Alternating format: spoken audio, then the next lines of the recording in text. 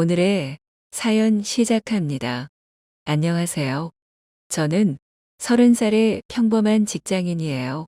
친구가 소개팅을 하겠냐고 해서 별 기대 없이 나갔어요. 한참을 카페에 앉아 기다리고 있는데 연예인처럼 화려한 여자가 카페 안으로 들어오더라고요.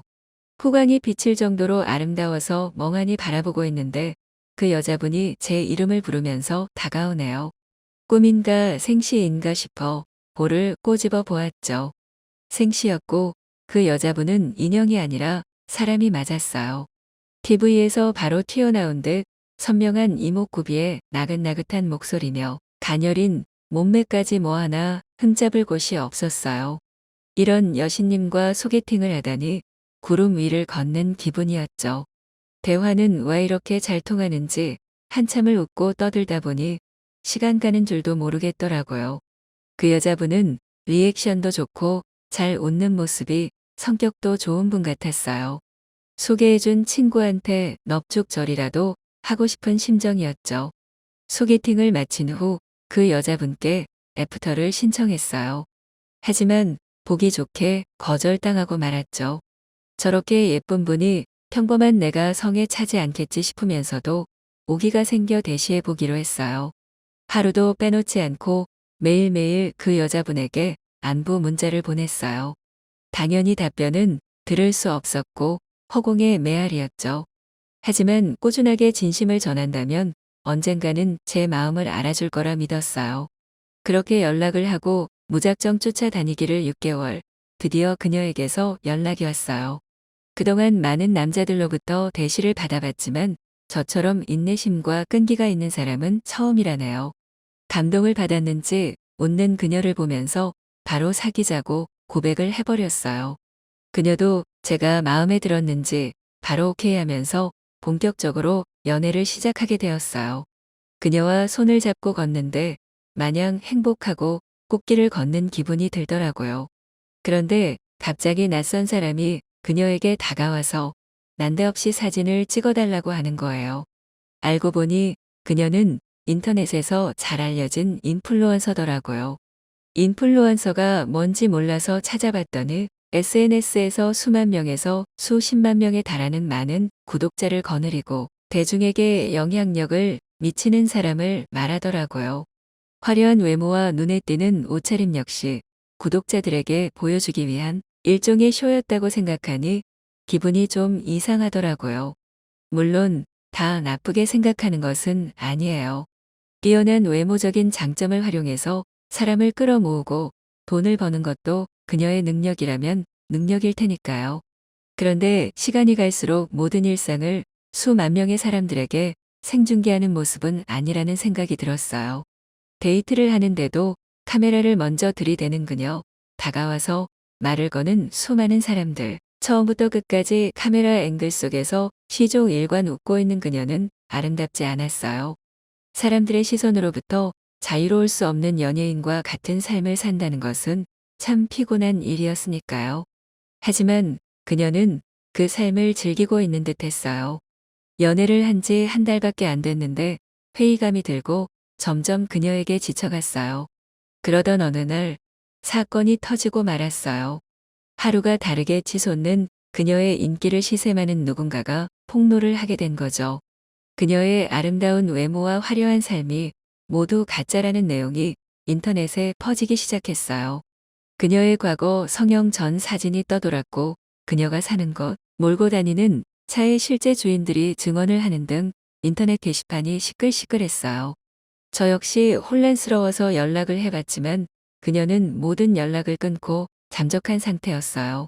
인터넷에는 악플들이 달리기 시작했고 그것을 읽는 저 역시도 너무 괴롭더라고요. 그녀의 외모에 홀리듯 반해서 연애를 시작한 건 맞지만 진짜 그녀를 사랑하고 있었나 봐요. 그녀는 지금 어디서 무엇을 할까 걱정이 돼서 잠을 잘 수가 없었어요. 그렇게 이틀을 꼬박 밤을 새우고 있는데 그녀가 저희 집으로 찾아왔어요. 초췌한 그녀의 모습을 보니 마음이 너무 짠하더라고요. 어떻게 된 거냐고, 무슨 일인 거냐고 세세하게 묻기보다 기다려주는 게 맞다고 생각했어요. 충분히 쉬고 난 후 그녀가 먼저 말문을 열기 시작했어요. 그녀는 원래 연기자 지망생이었대요. 하지만 오디션에 번번이 떨어지면서 돈도 떨어지자 고향으로 내려가야 하는 기로에 놓여 있었다고 해요. 그때 한 소속사로부터 연락이 왔대요. 성형 수술을 권하며 인플루언서부터 시작해서 500만 이상의 구독자를 확보하고 인기를 끌면 연기자로 데뷔할 수 있게 해주겠다는 제안을 했다고 해요. 절박한 상황에서 그 소속사가 구세주처럼 느껴져서 그러겠다고 하면서 성형을 위해 여러 번 수술대에 올랐대요. 데뷔하겠다는 일념으로 열심히 영상을 찍고 활동을 하면서 구독자를 모아서 결국 인플루언서가 되었지만 그녀에게 돌아온 건 아무것도 없었대요. 오히려 영상에서 보이는 화려한 삶을 위해서 먹는 것과 입는 것까지 제한받아야 하고 성형 부작용에 시달려서 건강도 온전치 못했다고 하네요. 소속사가 만들어준 가짜 삶 속에 행복해하는 사람은 자신이 아니라고 했어요. 그녀의 이야기를 들으면서 마음이 무거웠어요. 24살의 그녀에게 너무 가혹한 짐이 지어진 것 같아 안타까웠죠. 소속사가 만들어준 인터넷 세상에서 그녀는 누구보다 화려하고 빛나는 스타였어요. 하지만 현실은 정반대였어요. 그녀는 앞으로 어떻게 얼굴을 들고 다니냐며 눈물을 흘렸어요. 어리고 철없는 선택을 후회하고 있었어요. 일단 그녀를 진정시켰어요. 그녀가 성형 미인인 것도 거짓말을 한 것도 거절하지 못한 것도 그 순간은 다 이해해주고 싶더라고요. 저 역시 혼란스럽고 답답했어요. 하지만 이대로 그녀를 두고 돌아서면 무슨 일이 일어날 것만 같은 불안감이 엄습했어요. 뿐만 아니라 그녀에게 아직 전하지 못한 마음들이 남아있는 거려. 어떤 일이 일어나더라도 그녀 곁에 남아 있어야겠다고 다짐했어요.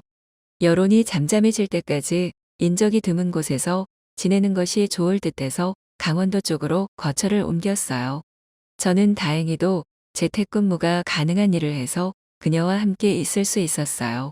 눈이 오면 길이 끊기는 강원도 산골에서 오직 둘이 지내면서 많은 이야기를 나누었던 것 같아요. 그녀 역시 화려하고 주목받는 삶보다 지금의 평범한 삶이 좋다고 하네요. 의지할 사람이 오직 둘뿐이어서 그런가 사이는 더욱 돈독해졌고 애틋한 사랑은 깊어만 갔어요. 강원도 산골에서 세상과 단절된 채 그녀와 사계절을 보냈어요. 시끄럽던 여론은 언제 그랬냐는 듯 조용해졌고 그녀의 이름도 대중들로부터 점점 잊혔죠. 다시 도시로 갈까라고 물었지만 그녀는 여기서 계속 살고 싶다고 하네요. 저 역시 지금의 삶과 지금의 그녀가 좋아요. 이렇게 인생이 흘러갈 줄 전혀 몰랐지만 한치의 앞을 알 수 없는 인생이어서 더 재미있고 기대되는 것 같기도 해요. 앞으로도 그녀와 지금처럼 소소한 일상에 감사하며 사랑하며 살아가려고요.